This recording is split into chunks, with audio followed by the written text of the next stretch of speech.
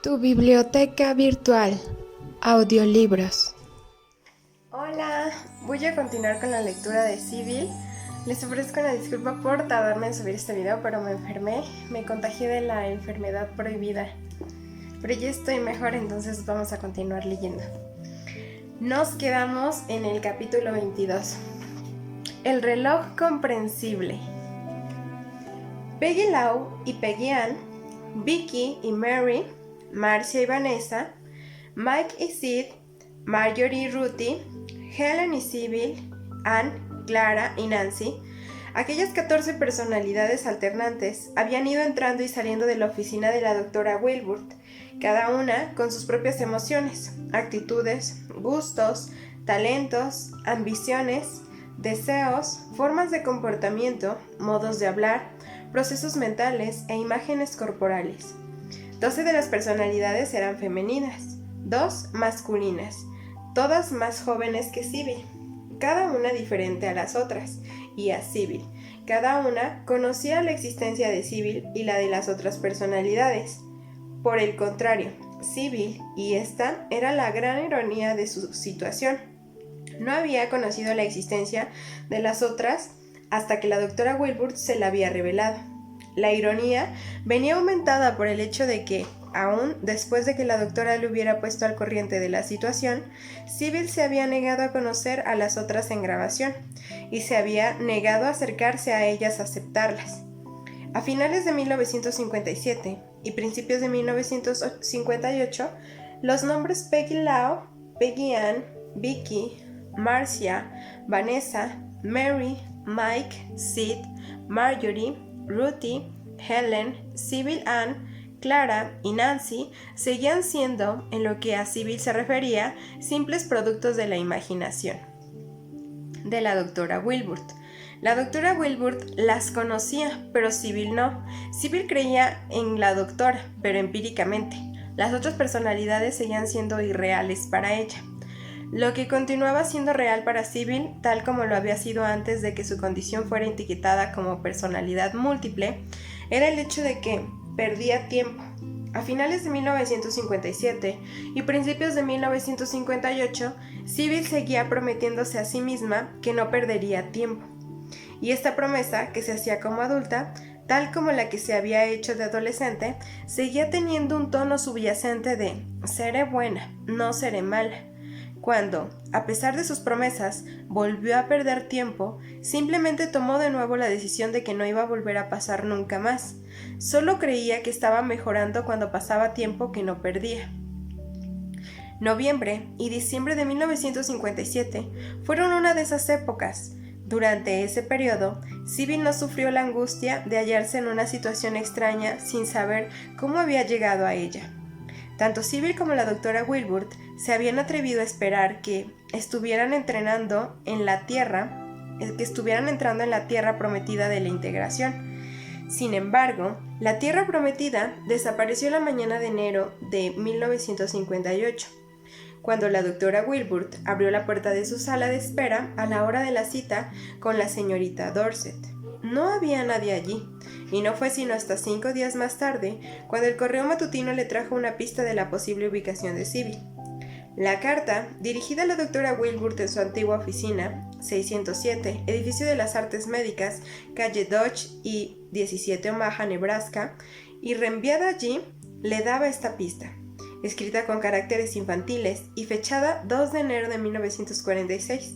La carta, que venía en papel de Hotel Broadwood de Filadelfia, decía: «Querida doctora Wilbur, dijo que me ayudaría, dijo que me tenía afecto, dijo que yo era buena. ¿Por qué no me ayuda? Peggy Ann Dorset». Habían pasado 14 años desde que la doctora Wilbur había abandonado Omaha, y el hecho de que Peggy Ann hubiese escrito allí indicaba una seria confusión. El tono de la carta era petulante, el estado de ánimo de desengaño y falta de satisfacción por la forma en que estaba haciéndose el análisis. El matasellos de Filadelfia contribuía a aumentar el desencanto de la doctora. La esperanza que había compartido con Sybil durante los meses de noviembre y diciembre quedaba destruida. Ya no era posible la inacción por parte de la doctora. aunque este había sido el camino que había elegido cuando ni Sybil ni ninguna de las otras había cumplido con la cita del 3 de enero. La doctora no podía actuar como en otras ocasiones en que tal cosa se había producido. La doctora siempre había temido que una acción pudiera ser el resorte que pusiera en marcha una cadena de acontecimientos que hiciese que el nombre de Sybil Dorset apareciese en los archivos policíacos y acabase llevando a esta a un hospital mental. Determinada a proteger a su paciente contra ambas eventualidades, la doctora tampoco había llamado en esta ocasión a la policía. A pesar de que habían pasado 5 días desde que Peggy Ann había escrito su carta desde Filadelfia, la doctora decidió llamar al Hotel Brookwood. Solo dudaba por no saber por quién preguntar. El nombre en el registro del hotel podía ser Peggy Ann Dorset o Peggy Ann Baldwin, dado que Peggy Ann usaba ambos apellidos, y también podría ser Sybil Dorset, un nombre que, siguiendo el ejemplo de Vicky, a menudo usaban las otras personalidades. En realidad, Sybil podía estar registrada bajo cualquiera de los 15 nombres de sus personalidades, o quizá se tratase de una nueva personalidad recién llegada. La doctora Wilbur no suponía que conociese a todas las personalidades que pudieran surgir. Hotel Brookwood. Buenos días. La recepción del hotel estaba al teléfono. Buenos días, dijo la doctora. ¿Tienen registrada a una señorita Dorset? Habitación 1113, le respondieron en recepción. Un momento, por favor. No moleste al 1113, dijo la doctora con repentina precaución. No sabiendo a qué señorita Dorset iba a encontrar, tomó una rápida decisión. ¿Me podría poner con la matrona del hotel? La doctora pensaba que era mejor no hablar con Peggy Ann en aquel confuso estado en que se hallaba. Soy doctora, dijo un momento más tarde la doctora Wilbur a la matrona. Una de mis pacientes, una tal señorita Dorset, que está en la habitación 1113, no se encuentra bien. Desearía saber si usted tendría la amabilidad de ir a verla y hacerme saber cómo se encuentra. Me agradaría que no le comunicase a ella que he hablado con usted. La doctora dio su número de teléfono a la matrona para que la llamase cuando supiera algo. Le dijo que lo hiciera a cargo revertido y se sentó a esperar. 15 minutos más tarde llegó la llamada de la matrona. ¿Doctora Wilbur? Sí. Aquí la señora Truth de Brookwood, en Filadelfia. Sí. ¿Cómo está? Muy bien, doctora, muy bien. Parecía algo pálida y delgada. Le caía muy bien su pijama de rayas naranjas y verdes. Estaba sentada en la mesita haciendo un dibujo a lápiz en una de las cartas del hotel. ¿Dijo algo la señorita Dorset?, preguntó la doctora Wilbur. No mucho, solo me dijo que iba a salir pronto a dar un paseo para tomar algunos apuntes a lápiz. No salga, le supliqué. Este no es tiempo para tomárselo a broma. El hombre del tiempo ha predicho una terrible tormenta. Dijo que ya vería. Estaba pálida, pero a mí no me pareció enferma, doctora. Realmente no me lo pareció. La doctora Wilbur dio las gracias a la señora Truth, esperó unos minutos y entonces decidió telefonear al Brookwood para persuadir a Peggy Lau a volver a casa, pues aunque Peggy Ann había escrito la carta, resultaba evidente que la señora Truth había hablado con Peggy Lau. Era Peggy Lau la que dibujaba en blanco y negro y Peggy Lau la que se compraría una pijama como el que la señora Truth había descrito. Lo que parecía probable es que Peggy Lau y Peggy Ann hubieran partido de viaje juntas, como a menudo hacían. Peggy Lau como defensa de Sybil contra la ira y Peggy Ann como su defensa contra el miedo. No obstante, no había nadie en la habitación 1113 cuando la doctora llamó. Luego, cuando logró hablar con la señora Truth, que entonces estaba de servicio en recepción porque el empleado nocturno había sufrido un retraso a causa de la tormenta, la señora Truth dijo: «La señorita Dorset se encuentra en medio de la tormenta. Le supliqué que no lo hiciese, porque estaba a punto de empezar a llover, pero me dijo que podía cuidarse de sí misma». A las 10:15 de la noche, la doctora, que de nuevo intentó hablar con la habitación 1113, se enteró de que la señorita Dorset había partido ya del hotel. La doctora solo podía esperar que Sybil volviese a sí misma y regresase sana y salva, o que la personalidad alterna que se hubiera hecho a cargo regresase, o que Vicky, tal como había hecho ya durante muchas de las otras fugas de Sybil en el periodo que llevaba efectuándose el análisis, lograse de alguna manera llamar a la doctora. Pero no hubo ninguna llamada. A la mañana siguiente, la doctora, saliendo a la sala de espera para colocar algunas revistas en la mesita, se encontró con la delgada figura de Sybil Dorset, esperando. No sabiendo de qué personalidad se trataba, la doctora, sin usar ningún nombre, se limitó a decir: «Entra». Hubo un silencio embarazoso. Lo he hecho de nuevo, dijo con tristeza la paciente. Va a ser aún más difícil de contárselo de lo que había pensado. ¿Sybil?, preguntó la doctora. Sybil, volví en mí, en una calle de Filadelfia de un horrible distrito de almacenes. Esta fuga fue mucho peor que las otras, una verdadera pesadilla. Y además, cuando ya creíamos que nunca más iba a volver a suceder. Oh, doctora, estoy muy avergonzada. Relájate. Antes de hablar de ello, le dijo la doctora, tratando de tranquilizarla. Siempre me prometo a mí misma que nunca más volverá a suceder, y luego empiezo de nuevo, pero esta vez tenía verdaderas esperanzas. ¿Cuántas veces tendré que comenzar de nuevo? No sé cuántas veces, le contestó la doctora, pero ¿querrías dejar ya de intentarlo? No sirve de nada. ¿Por qué vas a empezar de nuevo? ¿Por qué no prosigues desde el punto donde te hallas? No sé lo que se ha hecho en mi nombre, espetó Sybil. Quizá una matanza, asesinatos. Sybil, contestó con firmeza la doctora, te he dicho una y otra vez que ninguno de los otros va en contra de tu código ético. Me lo ha dicho, replicó con ansiedad Sybil. Pero, ¿lo sabe de verdad? No podemos estar seguras. Sybil, preguntó la doctora, por quizá la 100ª vez en aquellos 3 años, ¿querrías escuchar las grabaciones de las otras personalidades? No. Sybil negó con aire decisivo. La única cosa que quiero oír acerca de esos otros, como usted los llama, es que ya no existen. ¿Te tranquilizaría?, persistió la doctora. ¿Quieres que tome una grabación cuando las Peggys me cuenten lo que ha sucedido en Filadelfia? Así lo podrías oír por ti misma. ¿Las Peggys?, preguntó consternada Sybil. ¿Sabe que fueron esas? ¿Cómo puedes saber eso? Peggy Ann me escribió desde Broadwood, replicó la doctora en forma directa y objetiva. ¿En Broadwood?, exclamó Sybil con asombro y sorpresa. ¿Sabía que estuve allí? Te encontraste en Filadelfia, porque las Peggys te llevaron allí. Son parte de ti misma, una parte sobre la que no tienes control. Pero vamos a cambiar eso cuando os juntemos a todas. Filadelfia demuestra que no estoy mejorando, repuso entrecortadamente Sybil. Jamás me pondré bien. ¿Sabes que quiero ayudarte?, le dijo con suavidad la doctora. Sabes que conozco tus problemas desde hace ya 3 años y sabes que son parte de tu enfermedad. Sí, replicó ansiosa Sybil. Me lo ha dicho usted muchas veces. ¿Y cuando piensas otra cosa?, dijo la doctora recalcándolo mucho. Te muestras innecesariamente suspicaz y asustada. ¿No soy extraña?, exclamó Sybil. No, no eres extraña, le respondió enfáticamente la doctora. ¿Le caigo bien a la gente? Sí, Sybil, mucho. A mí me caes bien. No sé si llegas a darte cuenta de lo mucho que me caes bien. La doctora había respondido a la súplica de aprobación con la genuina emoción de su creciente afecto hacia su paciente. Había algo así como las lágrimas en los ojos de Sybil, las lágrimas que no había podido derramar en el primer año y medio de análisis. Preguntó con voz muy baja. ¿Sigue creyendo que me podré poner bien?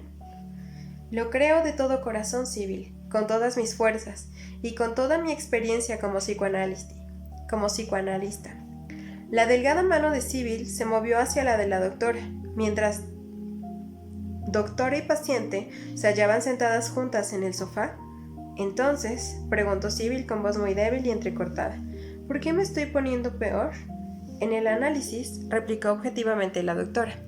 Cuanto más adelanta uno, más se acerca al núcleo de los conflictos, y cuanto más se aproxima uno al núcleo de los conflictos, más debe enfrentarse con una resistencia y con los conflictos mismos.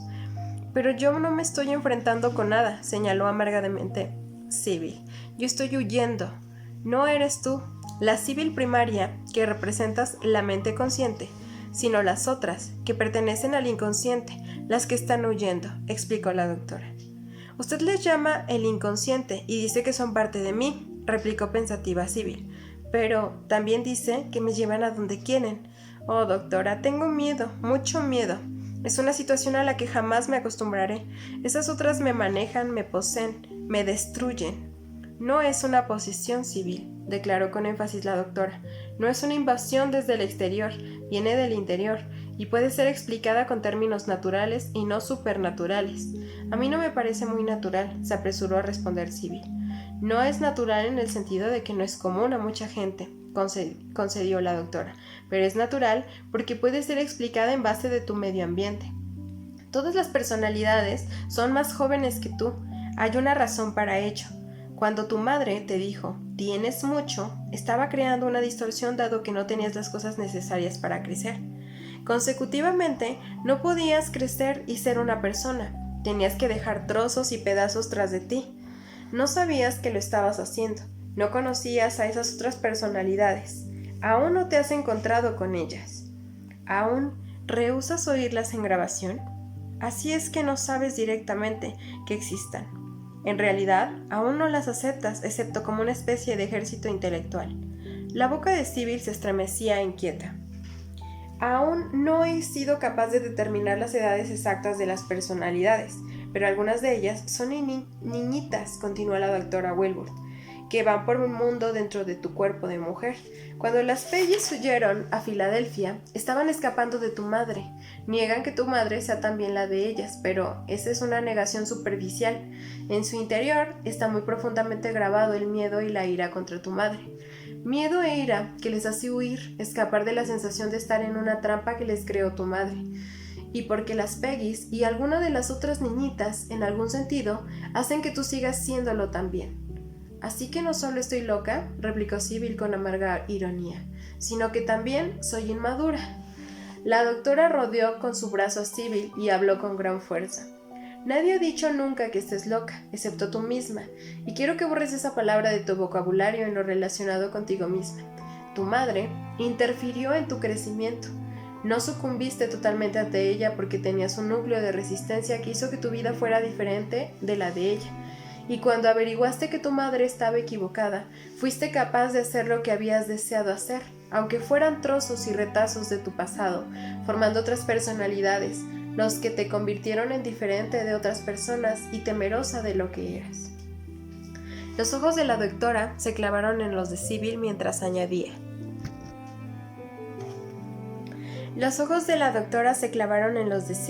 mientras añadía.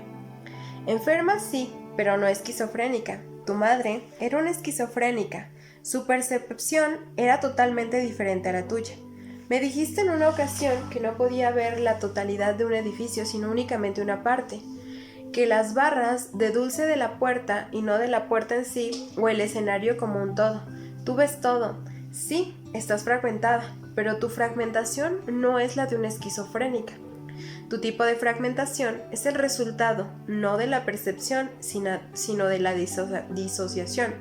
No vuelvas jamás a decir que estás loca. Estás sana, lo bastante cuerda como para haber sobrevivido a la cámara de torturas en la que tu madre te encerró y para haber llegado a ser lo que eres a pesar de la terrible infancia que pasaste, que actuaba como remora. Ahora, háblame de tus experiencias en Filadelfia. Hablar te ayudará. Cuando Sybil habló de lo sucedido en Filadelfia, del 2 al 7 de enero, desde su punto de vista, la doctora deseó poder también hablar con Peggy Ann y Peggy Lau para conseguir su versión de la historia. Sin embargo, en aquel estadio del análisis no había forma de llamar a las Peggys. La doctora tenía que esperar a que aparecieran espontáneamente, y eso no sucedió hasta un mes más tarde. Mientras tanto, Sybil regresó a sus estudios, pero continuó viviendo aterrorizada a causa de lo que podía haber pasado, o quizá pasó en Filadelfia. No quería ni podía aceptar las seguridades de la doctora Wilbur acerca de que esas criaturas de su interior eran incapaces de hacer nada malo. Desde el comienzo del análisis, la había llevado no solo a Filadelfia, sino a Elizabeth, Trenton, Altona, incluso San Francisco. Ignoraba muchos de los sitios a los que le habían llevado antes de que comenzase el análisis. Aquellos otros controlaban su bolsillo, transportaban su cuerpo, actuaban sin que ella lo desease. Siempre se enteraba de lo que los otros habían hecho después del acontecimiento, y sentía continuamente el temor de que los otros hubiesen hecho lo que hubiesen hecho fuera peor, mucho peor de lo que la doctora Wilbur le decía.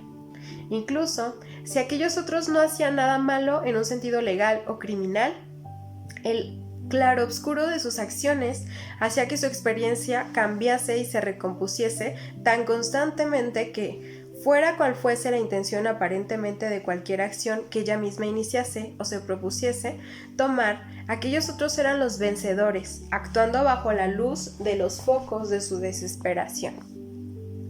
Entonces llegó un día, un mes después del regreso de Filadelfia, en que la doctora dijo: «Tengo una grabación de Peggy Lau y Peggy Ann. Cuando la oigas, lo que hicieron en Filadelfia, te sentirás muy descansada». La doctora se mostraba deliberadamente casual, pero tenía graves dudas de que, después de la insistente e intensa negativa a escuchar, Sybil lo aceptase ahora. El problema principal era conseguir que siquiera aceptase oír las cintas. Las pupilas de Sybil se dilataron por el horror. «¿Y bien?», preguntó la doctora. Sybil no replicó. «Sybil, esto puede ser un punto de inflexión en nuestro análisis». «No veo cómo», contestó Sybil. Su voz era ronca, evidentemente tenía constreñida la garganta.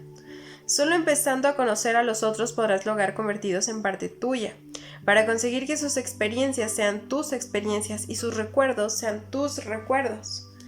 «No quiero saber nada de eso, doctora». «¿Por qué me está torturando?» «Si esto fuera una enfermedad física», explicó la doctora, «no romperías la receta de un medicamento que te pudiera ayudar a superar una crisis, que pudiese curarte». «No creo que sea una analogía muy adecuada», contestó testaruda Sybil. «Es más adecuada de lo que te imaginas», insistió la doctora. «Esas otras personalidades no son tus enfermedades, sino los síntomas de tus enfermedades. Te poseen, te dominan, subvierten tus intenciones y deseos. Solo acercándote a esos otros podrás ir caminando de una vida más normal». Los labios de Sybil se torcieron en una sonrisa irónica. «Suena tan fácil», dijo, «pero doctora, usted y yo sabemos que no lo es». «Nadie ha dicho jamás que fuera fácil», indicó la doctora, «pero puedo asegurarte que sanarte resultará infinitamente más difícil si no llegas a conocer y a aceptar a esos otros». «Filadelfia me ha demostrado que jamás sanaré», contestó sombríamente Sybil. Se alzó de la silla y fue a mirar por la ventana abstraída. «Sybil», le dijo la doctora, «la resistencia no te va a servir de nada». «Otra vez esa fea palabra», replicó Sybil mientras se volvía hacia la doctora. «Todos los pacientes se resisten», aseguró la doctora. «Paciente, soy muchos pacientes». El acento sobre el muchos tenía un tono aterrador. «Al menos, eso es lo que usted me dice. Y se supone que tengo que escuchar y enfrentarme con el hecho de que soy un bicho raro». Sybil, urgió la doctora. «Estás distorsionando la verdad. Los otros son parte de ti. Todos tenemos diferentes partes en nuestras personalidades. La anormalidad no está en la división, sino en la disociación, la amnesia y los terribles traumas que dieron lugar a que apareciesen los otros». «Eso es un eufemismo», repuso tristemente Sybil. «Por otros, usted quiere decir otras personas. Yo no quiero conocerlas. ¿Por qué iba a hacerlo?» «Ya te he dicho por qué», insistió la doctora. «Te lo diré de nuevo. Porque escucharte va a ir realmente bien. Es un paso crucial en el camino de tu curación». Sybil estaba en silencio, y la doctora se dio cuenta que iba a ser mucho más difícil de lo que se había imaginado. «De todos modos, un día u otro vas a tener que hacerlo», urgió la doctora. «¿Por qué no ahora? Después de todo, me diste permiso para hacer la grabación. No era solo para mí». «Tengo miedo», dijo Sybil. Un escalofrío recorrió su cuerpo. «La escucha disminuirá ese miedo, pero ¿el hecho de escuchar va a detener mis fugas?», preguntó desesperada Sybil. «En último término, sí», replicó muy decidida la doctora. «Cuanto mejor conozcas a tus otras personalidades, más cerca estaremos de convertirte en una sola». Sybil se dejó caer sobre una silla y miró desconfiadamente a la doctora. Los iris de sus ojos estaban aún más dilatados que antes. Se agarró a la silla y, dándose cuenta y completa de las posibles consecuencias, murmuró: «De acuerdo». La doctora se alzó de la silla situada junto a la cabecera del sofá, buscó en uno de los cajones del escritorio y, con la cinta en una mano y la otra sobre el magnetofón, miró directamente a Sybil. «¿Pongo la grabación?», preguntó la doctora. Hubo un momento de silencio. Luego, Sybil asintió con la cabeza. Las manos de la doctora estaban sobre el magnetofón. Giraron las bobinas. Sybil, que ahora estaba acurrucada en un extremo del sofá, pensó: «Todo gira en mi contra». La voz de la grabación iba diciendo: «Oí el estrépito del cristal que se rompía en el laboratorio de química. Me recordaba a Lulú y a la bandeja de cristal. Tuve que ir corriendo con Sybil a la puerta. La voz de mi madre aulló. aulló Sibyl. ¿Cómo ha conseguido la voz de mi madre? Sibyl corrió a una ventana. Por un momento, la doctora pensó que Sibyl se había convertido en Peggy Lau, pero a medida que la voz de la grabación decía, tuve que ir corriendo con Sibyl a la puerta y caminé con ella hasta el ascensor, Sibyl, con una voz que claramente era la suya y sin los cambios físicos que acompañaban a la presencia de Peggy Lau, repitió, es la voz de mi madre, apague eso, no puedo soportarlo, me va a enloquecer, no estoy dispuesta. La doctora paró el magnetofón. Sibyl regresó de la ventana, se sentó en la silla y miró el vacío. No es la voz de tu madre, dijo en tono bajo la doctora, es la voz de Peggy Lau. ¿Quieres escuchar un poco más para asegurarte? Y aunque Sibyl no le replicó, la doctora puso de nuevo en marcha la grabación. La voz de Peggy Lau estaba diciendo, podía notar a Sibyl agarrando nuestra cartera. Estaba enloquecida porque el ascensor no llegaba. Me hice cargo. ¿Fui yo quien entró en el ascensor? Sí, fui yo. ¿Qué significa eso?, preguntó frenéticamente Sibyl. Apague esa cosa. La doctora hizo lo que le pedían. Nuestra cartera, murmuró Sibyl, mientras comenzaba a pasear por la habitación. Cree tener una posesión conjunta conmigo, oh, doctora Wilbur. Doctora Wilbur, ¿qué debo de hacer? Escuchemos, urgió la doctora, cuando las bobinas se volvieron a poner de nuevo en movimiento, tomando ahora la apariencia de una revelación mientras las palabras de Peggy Lau llenaban la habitación. Salí del laboratorio. Estaba diciendo, Peggy Lau, ¿por qué no quería que me regañasen por haber roto el cristal? No lo había roto. No lo había roto, pero tampoco lo hice cuando Lulu dijo que lo había hecho. Aquella vez me castigaron. Sí, lo hicieron. No fue justo. Apáguelo, apague esa cosa, suplicó Sibyl. Luego, en el silencio que siguió, Sibyl, que estaba invadida por una sensación de pavor, comenzó a recordar en voz suave. No he pensado en esa bandeja de cristal en muchos años, pero ahora lo recuerdo. Mi madre me castigó a pesar de que fue Lulu la que la rompió. Pero, ¿cómo sabe eso esta Peggy Lau? Peggy Lau es parte de ti. Te defendió contra la ira que sentías al ser injustamente castigada, comentó la doctora. No quiero que me defienda, no quiero tener nada que ver con ella, replicó con amargura Sibyl. Sibyl, advirtió la doctora, estás alzando toda una serie de resistencias que no te van a hacer ningún bien. De nuevo esa fea palabra. Sibyl hizo un intento de sonreír, pero se le heló la sonrisa. Es a causa de esa bandeja de cristal, explicó la doctora Wilbur, por lo que Peggy Lau va por ahí rompiendo cristales. Bueno, pues me gustaría que dejase de hacerlo, comentó irritada Sibyl. Yo tengo que pagar por los cristales que rompe Peggy Lau. No puedo permitirme el lujo de esa Peggy Lau. Cuando eliminemos el trauma relacionado con la bandeja de cristal, insistió la doctora, Peggy Lau dejará de hacerlo cuando seas capaz de irritarte por ti misma. Peggy Lau se identificará contigo. ¿Estás dispuesta a oír un poco más? La doctora conectó el magnetofón.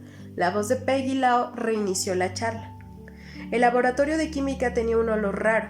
Me hace pensar en la vieja farmacia de Willow Corners, donde yo vivo. Es ahí donde la madre de Sibyl nos encontró cuando regresamos a casa después de estar en el campo. Estaba horriblemente enfadada. Me vio obligada a irme. Párelo, por favor, por favor. La petición era frenética. La doctora hizo lo que se le pedía, y en el silencio que siguió, Sibyl murmuró. La vieja farmacia la recuerdo, el viejo doctor Taylor, música maravillosa. Momentáneamente, perdida en sus recuerdos, Sibyl se calmó un tanto. Aferrándose al momento de calma, la doctora explicó. Mira, Peggy Lau comparte tus recuerdos. También tiene sus propios recuerdos de los que tú no sabes nada, pues sufres amnesia de ellos. Cuando todos esos recuerdos regresen, habremos hecho un gran progreso en el camino de convertirte en una sola. La doctora volvió a poner en marcha el magnetofón y Peggy Lau prosiguió. Cuando estaba en el metro y en el tren a Filadelfia, no dejaba de pensar en que Sibyl no haría las cosas que yo quería que hiciese. Yo deseaba dinero para material artístico. Ella decía que lo necesitaba para pagar sus clases de laboratorio. A mí me gusta la química, pero me hace enfadar porque Sibyl trabaja demasiado duro con las fórmulas. No tendría que trabajar tan duro si la ayudase con las multiplicaciones. Yo aprendí a multiplicar en la escuela, pero ella no. Podría ayudarla si lo desease, pero no quiero. Quiero hacer las cosas que me gustan. Eso es lo que pensaba camino de Filadelfia. Hacía mucho que no íbamos a ningún sitio. Eso me irrita mucho. Mire, me gusta mucho viajar, pero esa Sibyl jamás va a parte alguna, así que fui a Filadelfia para desquitarme. Aquella vez, la misma doctora hizo detener la cinta. ¿Es eso todo?, preguntó Sibyl. No, pero descansemos un minuto, replicó la doctora. Sibyl parecía más tranquila, capaz por primera vez durante aquella sesión de responder no con sus emociones, sino con su mente. Hay tantas cosas que absorber, dijo en voz baja. ¿Qué era eso de las fórmulas? Escucha, Sibyl, explicó la doctora. Ya sabes que fue Peggy Lau quien se hizo a cargo desde tercero al quinto grado. Ya te he dicho que ella aprendió las tablas de multiplicar. Cuando tú tienes problemas con ellas, es por ese motivo, si podemos conseguir llenar a un punto con Peggy Lau y contigo, en que ella te deje usar los conocimientos que posee y que tú no, ya no tendrás dificultades. Debemos romper la pared que hay entre vosotras. A eso me refiero cuando hablo de ir camino de la integración. Sí, ya veo, estuvo de acuerdo Sibyl. Eso aclara mucho lo que usted ha estado diciendo. De nuevo, fue conectando el magnetofón y Sibyl escuchó la voz de Peggy Lau diciendo: así que pensé que iría a Broadwood para dibujar, hacer apuntes y pasármelo bien, pero cuando llegué allí miré lo que llevaba conmigo y lo único que tenía era nuestra cartera. Dije en recepción que mi equipaje llegaría al día siguiente y me creyeron, así que fui con el botones a la habitación 1113. Me gustó la habitación porque tenía un techo muy alto, paredes color crema y por la ventana vi una vista maravillosa. Además, la habitación era muy cálida y muy tranquila. Cerré la puerta cuando se hubo oído el botones y metí la cartera, mis guantes y el pañuelo en el armario, pero no me quité la chaqueta. Me quedé largo rato junto a la ventana. Entonces me di cuenta de que no tenía pijama. Aquello me encantó porque podía salir de compras y divertirme mucho. Deseaba conseguir los pijamas más raros que se pudieran hallar, del tipo que mantendrían a Sibyl despierta por la noche y que harían que su madre dijese: no tienes gusto, la gente culta y refinada usa ropa de tonos suaves. Bueno, fui al metro y me dirigí a la tienda Mayflower en la avenida Wayne. Me compré una pijama con unas rayas muy atrevidas y lo pasé maravillosamente. Peggy Ann vino conmigo. El pijama, los guantes, el pañuelo rojo, la cartera, hizo eco Sibyl, mientras su expresión se tornaba tensa con el aterrorizador recuerdo. La voz de Peggy Lau continuó. Regresé al hotel y subí a mi habitación. Lavé mi ropa, me di un baño, me lavé el cabello, me puse mi bonito pijama, conecté la televisión y canté con ella. La televisión hace compañía. Luego me fui a la cama. Más tarde por la noche, la gente de la habitación contigua puso la radio tan fuerte que me desperté y ya no pude dormir. Vaya, sí estaba irritada. Así que me levanté y miré por la ventana al otro lado de la calle. Estaba la Escuela Superior Católica para Muchachos y un viejo edificio que antes era el Philadelphia Morning Record. La estación del metro estaba junto al hotel. A lo lejos podía ver las luces rojas y verdes del puente. Estuve mirando mucho rato por la ventana y finalmente ya no se oyó más la radio, así que me volví a meter a la cama. Cuando me desperté, había desaparecido la niebla de la noche anterior y brillaba el sol. Me alegró muchísimo ver el sol y me quedé mucho rato en la ventana mirando el reflejo que producían los edificios y en el puente. Cerca del puente había una gran iglesia con un campanario muy alto y delgado. Se recordaba oscuro contra los desdibujados edificios del otro lado del río que estaban tras de él. Me gustaba la escena y volví a mirarla varias veces mientras me vestía. Llamé al servicio de habitaciones y pedí un gran desayuno porque Sibyl nunca nos da suficiente comida. El camarero era muy amable y nos hicimos amigos. Mientras estaba comiendo, me senté en el gran sillón cerca de la ventana y puse migas de pan en el alféizar de la ventana. Vinieron palomas y otros pájaros a comérselas. Compartí mi cacao y tostadas con los pájaros. Decidí que lo haría cada día mientras estuviese en aquella habitación. Luego salí y caminé por las calles. No había ido muy lejos cuando vi un viejo edificio de ladrillo rojo oscuro. Subí los escalones y me encontré en la Academia de Bellas Artes. Vi algunas litografías que estaban en exhibición. Eran blancas y negras, como mis dibujos, así que las estudié. Luego subí por la escalinata para ver qué había en las galerías de arriba.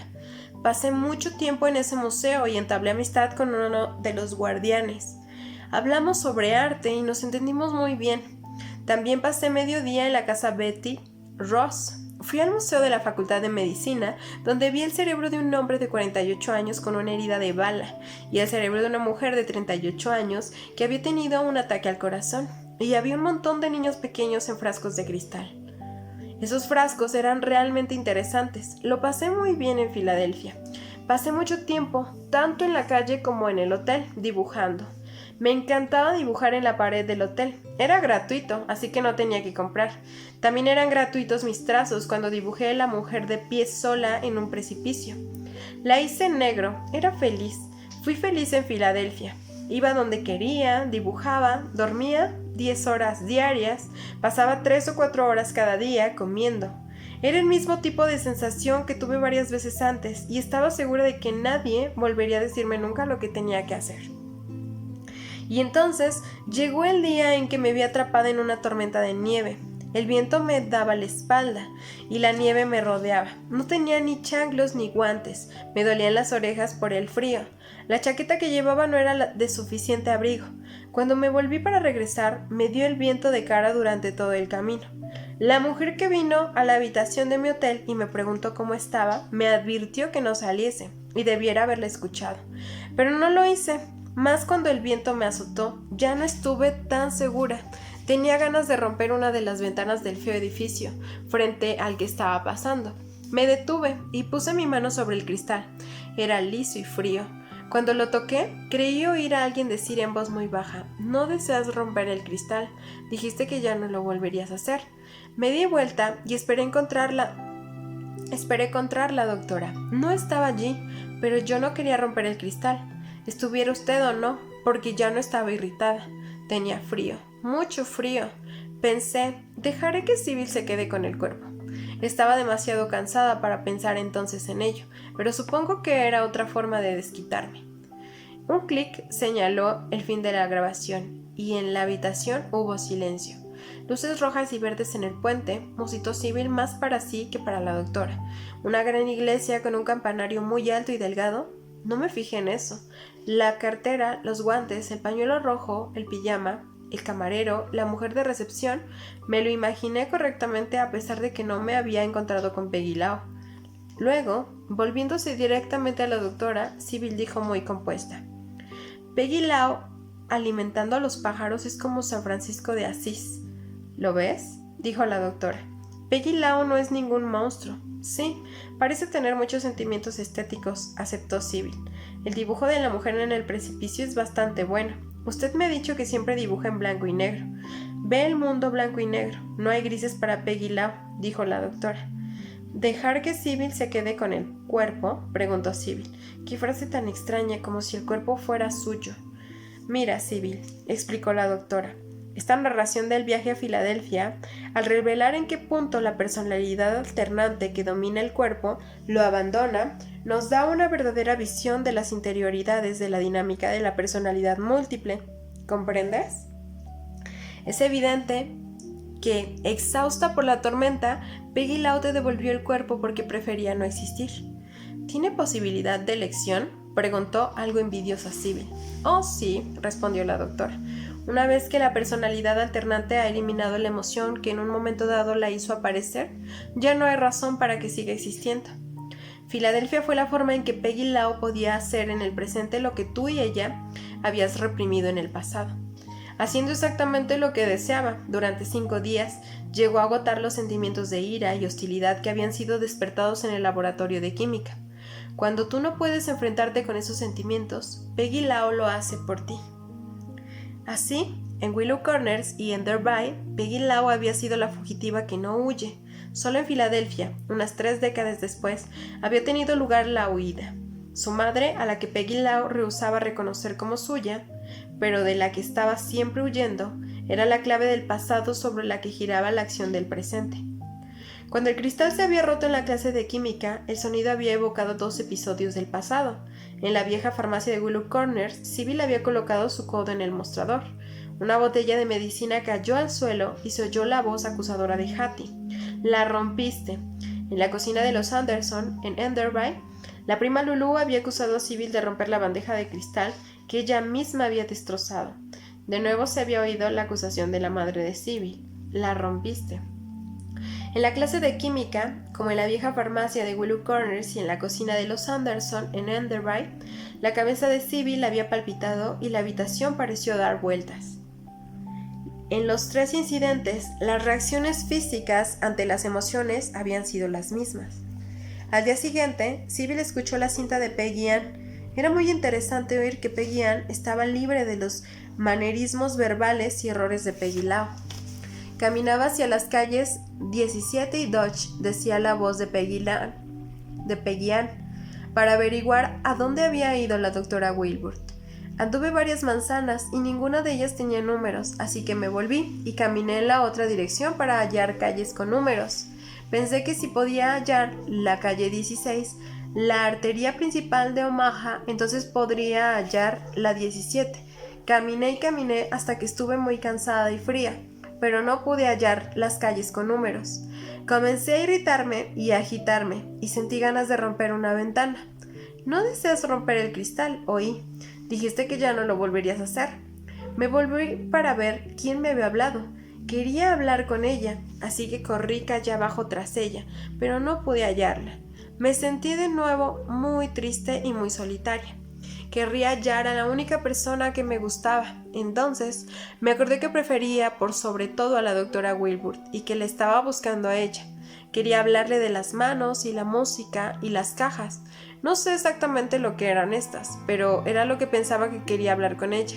Y quería preguntarle por qué no estaba mejorando cuando ella había dicho que mejoraría tras el miedo. «La doctora Wilbur está aquí mismo», declaró la voz de la doctora en la cinta.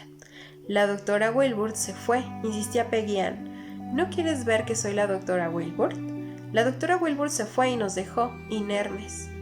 «¿Dónde estabas cuando la doctora Wilbur te dejó?» «En Omaha». «¿Y dónde estás ahora?» «En Omaha». La cinta se había acabado. A la doctora le parecía curioso que Peggy Ann hubiese asumido la carga del cristal roto, que en realidad pertenecía a Peggy Lau, pero en el caso era que las dos personalidades estaban tan aliadas que a menudo compartían las mismas experiencias e incluso adoptaban como propias las emociones de la otra, la ira y el miedo, tal como venían tipificadas por las Peggys, no estaban desconectados. Entonces, la doctora se volvió hacia Sybil, que había permanecido en silencio durante el recital de Peggy Ann. «Me han robado mi pasado», dijo finalmente Sybil. «Ambas lo han hecho, tanto Peggy Ann como Peggy Lau». «El pasado», afirmó la doctora con convicción, «no te molestará ya. A medida que nos vayamos dirigiendo a la integración, las manos de tu madre ya no te asustarán. Resolveremos los conflictos y los ladrones te devolverán lo que te han robado».